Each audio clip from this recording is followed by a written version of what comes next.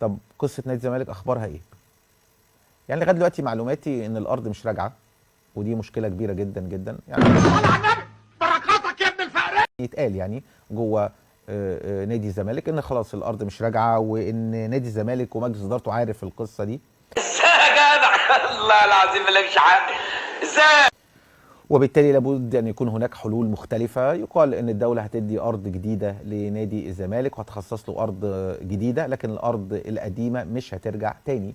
ده الكلام اللي بيتقال لاعضاء مجلس الاداره واللي بيقولوه لينا كاعلاميين.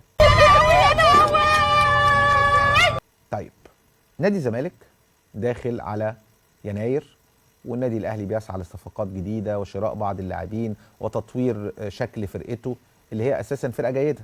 امال امك انت.